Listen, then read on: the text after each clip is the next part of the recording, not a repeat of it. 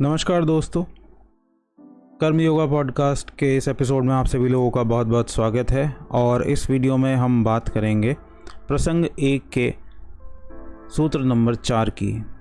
हम बात कर रहे हैं अष्टावक्र गीता के ऊपर। अभी तक हमने 3 सूत्र कंप्लीट कर लिए हैं। अगर आप लोगों ने उन्हें नहीं सुना है तो डिस्क्रिप्शन में प्लेलिस्ट का लिंक है, आप वहां पर जाकर उन्हें भी सुन सकते हैं।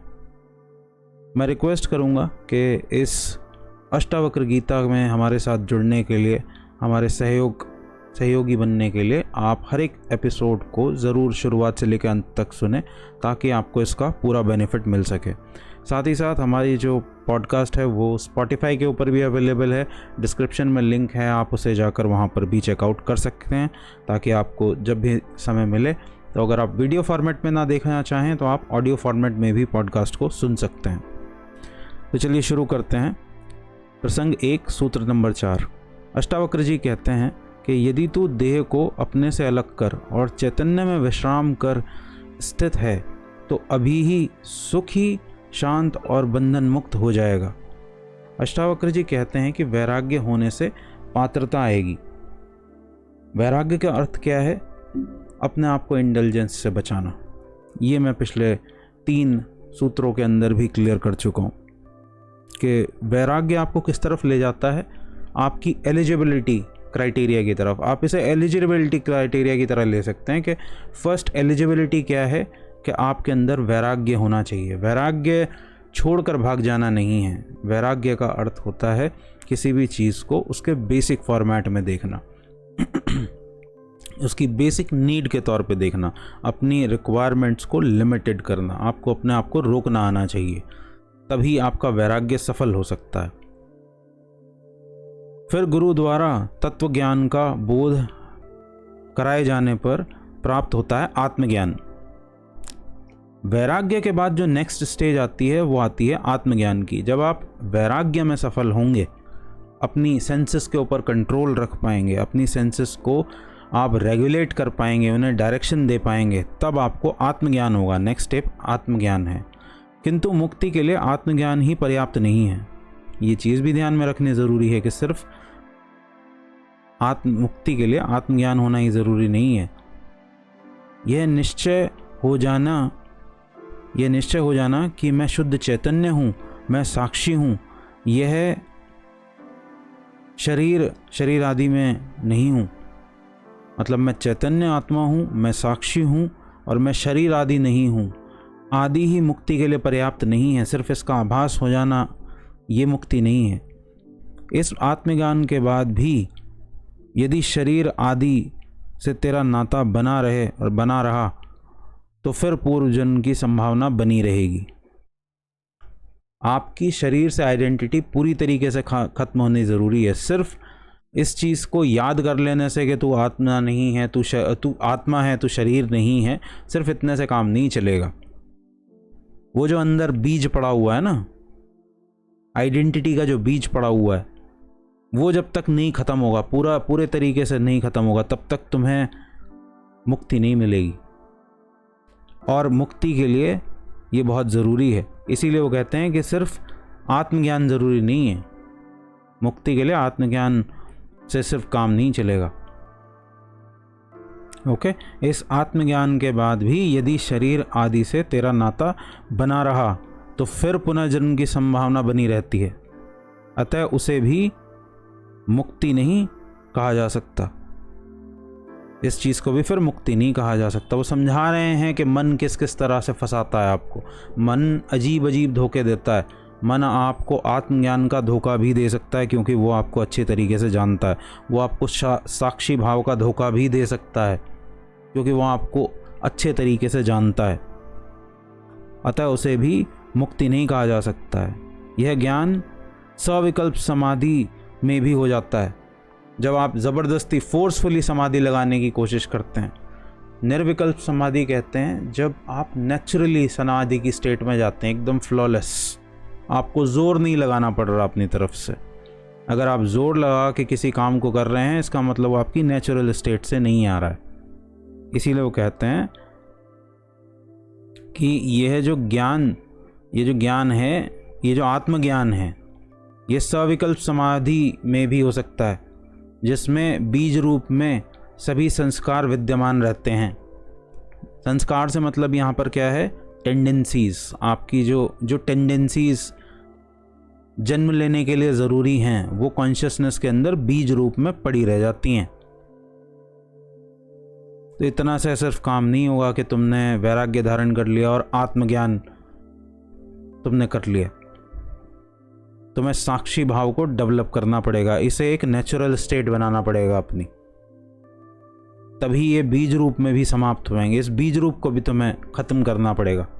ये जो अंदर तुम्हारे बीज रह जाता है इसे भी ख़त्म करना पड़ेगा। उचित वातावरण मिलने पर वह बीज पुनः वृक्ष बन सकता है। उस बीज को भी नष्ट कर देना ही निर्विकल्प समाधि है। समाधि की नेचुरल स्टेट क्या है? जब ये जो आत्मज्ञान का बीज है ये भी आपके अंदर से बिल्कुल नष्ट हो जाता है, वही मुक्तावस्था है। अष्टावक्र जी इस मुक्ति की बात कर रहे हैं कि तू आत्मज्ञान प्राप्ति के बाद यदि देह से अपनी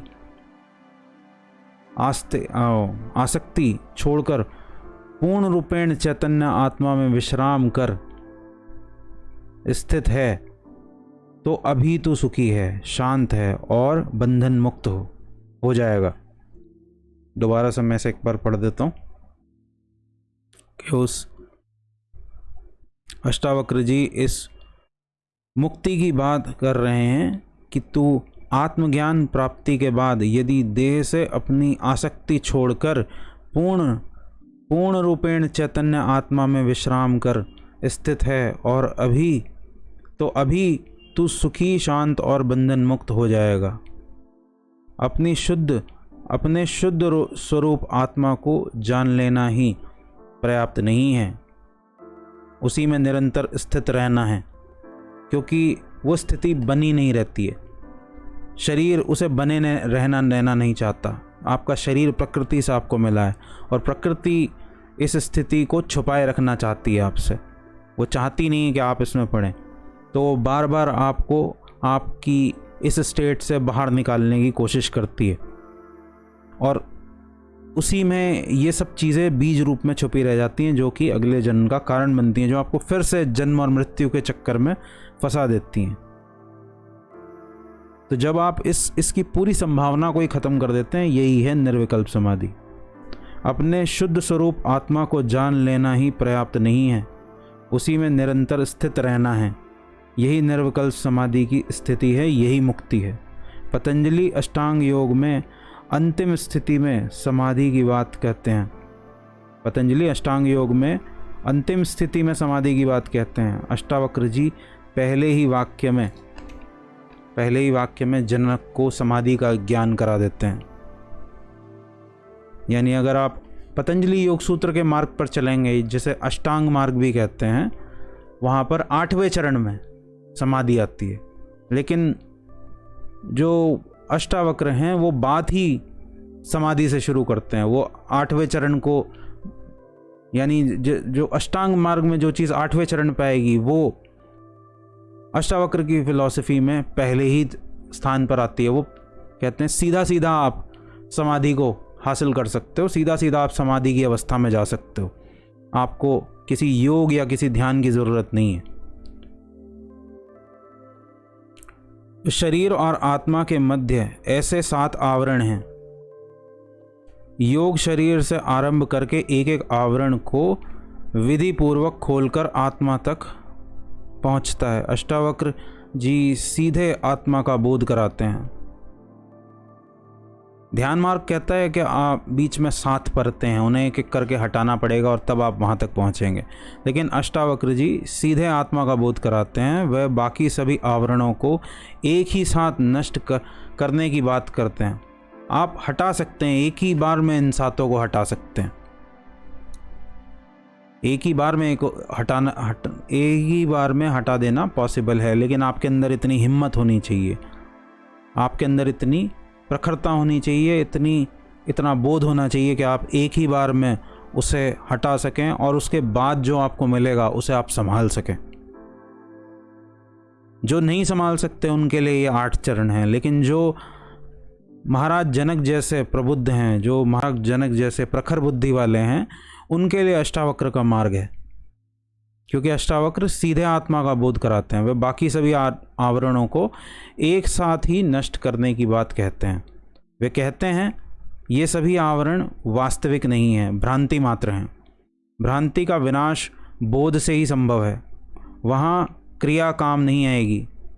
आत्मा के साथ अहंकार जुड़ा है, अहंकार से वासना पैदा होती है, वासना पूर्ति हेतु उसे शरीर मिलता है। ये पूरा का पूरा चेन है। इस चेन को अगर आप समझ लें तो आपको समझ में आ जाएगा कि जन्म और मृत्यु का क्या राज है। कि आत्मा के साथ अहंकार जुड़ा है, अहंकार है आपकी आइडेंटिटी। अहंकार से पैदा होती है वासनाएं। वासना का मतलब है आपकी कामनाएं, आप जीवन में जिन जिन चीज़ों की इच्छाएं रखते हैं वो ही आपकी वासनाएं हैं। तो आत्मा के साथ आइडेंटिटी जुड़ी होती है और उस आइडेंटिटी के साथ कुछ कामनाएं जुड़ी होती हैं। अहंकार से वासना पैदा होती है और वासना पूर्ति हेतु उसे शरीर मिलता है, क्योंकि बिना शरीर के कोई वासना तो पूरी नहीं की जा सकती। अगर आपको वासना पूरी करनी है तो उसके लिए शरीर की आवश्यकता पड़ेगी। तो ये ऑर्डर है बेसिकली। क्या ऑर्डर है कि भाई पहले आत्मा है और आत्मा के साथ अहंकार जुड़ा हुआ है, यानी आइडेंटिटी जुड़ी हुई है और आइडेंटिटी वासना को पैदा करती है और फिर वासना पूर्ति हेतु शरीर मिलता है। यदि वासना नहीं है तो शरीर की आवश्यकता ही नहीं है। जो वासना ही नहीं है तो फिर शरीर का क्या करोगे? शरीर वासनाएं पूरी करने के लिए तो है। योग का केंद्र शरीर है। यदि तू इससे पृथक होकर सीधे आत्मभाव में स्थित हो जाता है तो तू अभी सुखी, शांत व मुक्त हो जाएगा। किंतु हृदयग्राही तथ्य है, अभी एक क्षण का भी विलंब नहीं होगा। अभी ग्रहण किया जा सकता है इस सत्य को, एक क्षण का भी विलंब नहीं होगा। ये वासनाएं, संस्कार, कर्म फल, कर्म भोग आदि कुछ भी बाधा नहीं है, केवल इसकी भ्रांति है। केवल ऐसा आपको लगता है क्योंकि आपने बहुत जन्मों से इसी का अभ्यास किया है। केवल ऐसी स्थिति में स्थिर हो जाना ही पर्याप्त है। जब अष्टावक्र जी यहाँ पर स्थिर होने की बात कर रहे हैं तो वो फिर से किस चीज़ की बात कर रहे हैं? वो बात कर रहे हैं साक्षी भाव की। अगर आप अपने अंदर साक्षी भाव को पैदा कर लेते हैं, यानी एक विटनेस की तरह इस सब को होता हुआ देखते हैं, तो ये सब आपको होता हुआ अपनी बॉडी के अंदर दिखाई देगा। ये पूरा का पूरा चक्र के आपके पास एक आइडेंटिटी है, वो आइडेंटिटी से जुड़ी हुई कुछ वासनाएं हैं और वही वासनाएं आपका शरीर पूरी करने की कोशिश कर रहा है। अगर आप उन वासनाओं को छोड़ दें या वो वासनाएं आपसे छूट जाएं तो फिर आपको शरीर की कोई आवश्यकता नहीं रह जाएगी। तो अभी एक क्षण का ही विलंब नहीं होगा, एक क्षण का भी विलंब नहीं होगा, अभी छूट जाएगा सब। ये वासनाएं, संस्कार, कर्मफल, कर्म भोग आदि कुछ भी बाधा नहीं है, कुछ भी बाधक नहीं है। केवल ऐसी स्थिति में स्थिर हो जाना ही पर्याप्त है। जैसे रस्सी में सांप का भ्रम हो जाने पर उसे प्रत्यक्ष देखने से ही वह भ्रम ये पुराना उदाहरण है। ये पुराना उदाहरण दिया जा रहा है कि जैसे रस्सी में सांप का भ्रम हो जाने पर उसे प्रत्यक्ष देखने से ही वह भ्रम, संशय मिट जाता है, वह भ्रम समाप्त हो जाता है। यानी कभी कभी पुराना एग्जाम्पल दिया जाता है कि पहले कभी कभी लोग क्या होता था कि रस्सी को देखने से रस्सी ऐसी दिखाई देती थी जैसे सांप पड़ा हो अंधेरे में, लेकिन जब ध्यान से देखते थे तो पता चल जाता था कि ये रस्सी है। लेकिन अगर आपको भ्रम हो जाए कि ये रस्सी सांप है तो क्या होगा? आप तुरंत डर जाएंगे, इधर उधर भागते कूदते फिरेंगे। लेकिन अगर आप ध्यान से देख लें तो आपको पता चल जाएगा कि ये तो एक भ्रम हो रहा है, ये तो जस्ट एक इल्यूजन है, ये असल में कोई सांप नहीं है, ये एक रस्सी है। तो उसी की चीज़ का एग्जाम्पल देते हुए यहाँ पर कह रहे हैं कि जैसे रस्सी में सांप का भ्रम हो जाने पर उसे प्रत्यक्ष देखने से ही वह भ्रम है, संशय मिट जाता है। कुछ कर्मकांड, जप तप, मंत्र, साधना, हठ योग की क्रियाएं आदि नहीं करनी पड़ती। उसी प्रकार अष्टावक्र जी आत्मबोध ही पर्याप्त मानते हैं। इतना जान लेना, आत्मा का बोध हो जाना, यही काफ़ी है, जिससे समस्त भ्रांतियाँ मिट जाती हैं एवं मनुष्य मुक्ति को प्राप्त हो जाता है। यह मुक्ति कोई स्थान विशेष नहीं है, ये कोई जगह नहीं है जहाँ तुम्हें पहुँचना है। ये चीज़ ध्यान में रख लेना। लोग मुक्ति को या मोक्ष को, जब मुक्ति की बात की जाए, मोक्ष की बात की जाए, तो एक ही चीज़ की बात की जा रही है। तो लोग ये समझते हैं कि ये कोई जगह है जहाँ आप पहुँचोगे कुछ करने के बाद, या कुछ अथक परिश्रम करने के बाद, कोई बहुत मेहनत करने के बाद कोई स्थान है जहाँ पे पहुँचोगे। तो वो कह रहे हैं ये मुक्ति कोई स्थान विशेष नहीं है, ना इसको प्राप्त करने के लिए कोई वैतरणी ही पार करने, शास्त्रों में वैतरणी नदी का वर्णन आता है तो उसी की बात की जा रही है कि कोई वैतरणी ही पार करनी पड़ती है, बल्कि अपनी वास्तविक स्थिति को जान लेना है, जो प्रत्यक्ष दर्शन से ही संभव है। इसी से समस्त ग्रंथियां खुल जाती हैं। ग्रंथियां हैं आपके कॉम्प्लेक्सेस। ग्रंथियों का मतलब होता है आपके माइंड के जो कॉम्प्लेक्सेस हैं, जो आपने अपने माइंड को उलझा रखा है, आपके माइंड के जो उलझाव हैं, उसको कहते हैं ग्रंथियां, मन की ग्रंथियां। तो वो ये देखने से, सीधा सीधा देखने से, इससे समस्त ग्रंथियां खुल जाती हैं, सुलझ जाती हैं। ओके, तो मोक्ष का किसी लोकांतर से, मुक्ति या मोक्ष का किसी लोकांतर से, किसी लोक से ग्रह या ग्राम में निवास नहीं है। किसी ग्रह या ग्राम में, यानी किसी घर में या गांव में किसी में निवास नहीं है, कोई स्थान में किसी निवास नहीं है। मोक्ष का या मुक्ति का किसी जगह से कोई लेना देना नहीं है, किंतु अज्ञान रूपी हृदय ग्रंथि का नाश ही मोक्ष कहलाता है। यानी जब आपके अंदर अज्ञान भरा होता है, नासमझी भरी होती है, गलत चीज़ से आप अपनी आइडेंटिटी जोड़ लेते हैं। अज्ञानता का मतलब क्या है? गलत चीज़ से अपनी आइडेंटिटी को जोड़ लेना, गलत चीज़ से अपने आप को आइडेंटिफाई कर लेना। और वो गलत चीज़ क्या है यहाँ केस में है? वो है बॉडी। कि जब आप ये मान के बैठे हैं कि मैं सिर्फ ये शरीर ही हूँ, ये है आपकी रॉन्ग आइडेंटिटी। तो आप जब इस हृदय ग्रंथि का नाश हो जाता है, यानी इस माइंड कॉम्प्लेक्स को आप समझ जाते हैं कि भाई किस तरीके से आप अपने शरीर से संबंधित नहीं हो, आप सिर्फ शरीर ही नहीं हो, शरीर के अलावा भी आपके कुछ और होने की संभावना है। इसको बोलते हैं हृदय ग्रंथि या कॉम्प्लेक्स। तो अज्ञान रूपी हृदय ग्रंथि का नाश ही मोक्ष है। यही इतना, बस इतना समझ जाना, यही मोक्ष है। मोक्ष कोई स्पेशल जगह नहीं है जहां आपको पहुंचना है।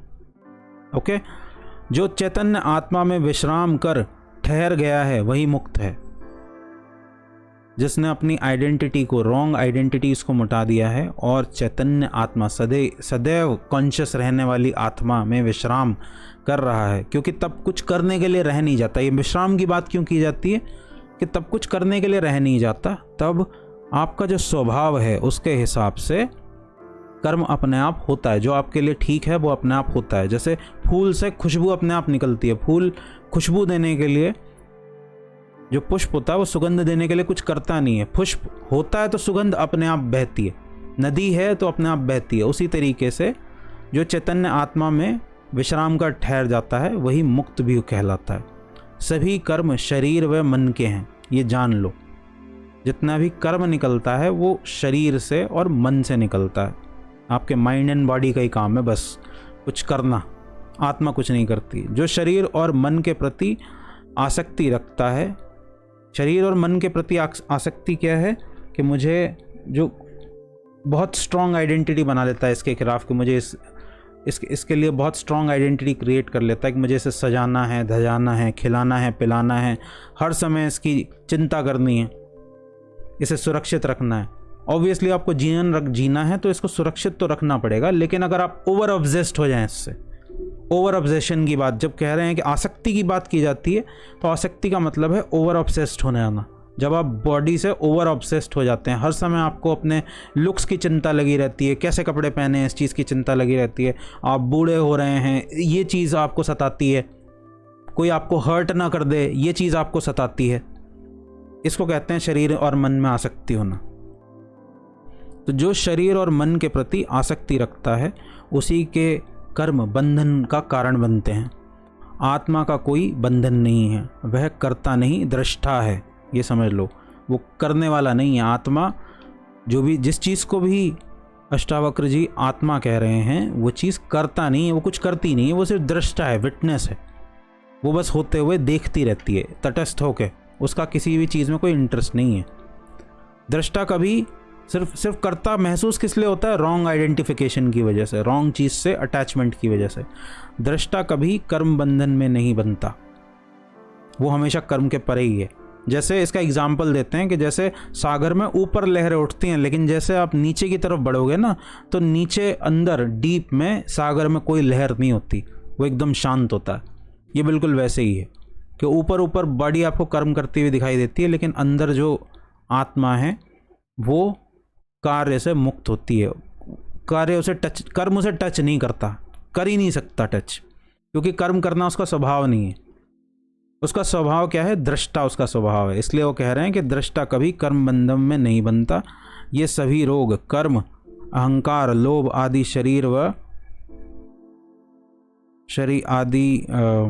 ये सभी भोग कर्म, अहंकार, लोभ आदि शरीर व मन के धर्म हैं, आत्मा के नहीं।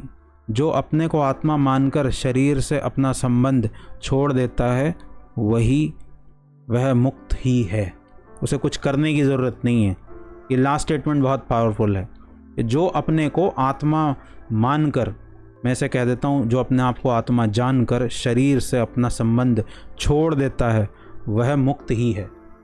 जो शरीर में फिर फंसा नहीं है, जो शरीर की आदतों का गुलाम नहीं रह जाता। फिर अगर आप देख लें कि शरीर से आपकी आइडेंटिटी किस तरह से अलग है, आप अपने आप को अलग कर सकते हैं उससे, तो आप फिर शरीर की आदतों के गुलाम नहीं रह जाते। और जिस समय आप ऐसा देख लेते हैं कि कैसे ये हो रहा है सारा का सारा, ये सारा सिस्टम कैसे काम कर रहा है, तो आप उसी क्षण मुक्त हो जाते हैं। मोक्ष का मतलब ही है मोह का नाश हो जाना। मोह प्लस क्षय, मोह का नाश हो जाना। किसके प्रति मोह का नाश हो जाना? शरीर और मन के प्रति मोह का नाश हो जाना। जिस समय आपके मोह का नाश हो जाता है, उसी समय आप मुक्त हो जाते हैं। नाउ अब इस वीडियो को मैं यहीं पर एंड करता हूँ। कैसा लगा ये वीडियो मुझे कमेंट सेक्शन में लिखकर ज़रूर बताइएगा। अब अगले वीडियो में जब हम मिलेंगे तो हम सूत्र 5 के ऊपर माफ़ कीजिएगा, चर्चा करेंगे। अगर वीडियो आप लोगों को पसंद आई है तो वीडियो को लाइक कीजिए, हमारे इस चैनल को और लोगों के साथ भी शेयर कीजिए, और बेल आइकन ज़रूर प्रेस कीजिए ताकि जब भी हम वीडियो अपलोड करें तो आप लोगों तक नोटिफिकेशन ज़रूर पहुँचे। मैं चलता हूँ, मैं मिलूँगा आप लोगों से अगले वीडियो में। तब तक के लिए thank you so much for watching and I will see you next time. Bye bye.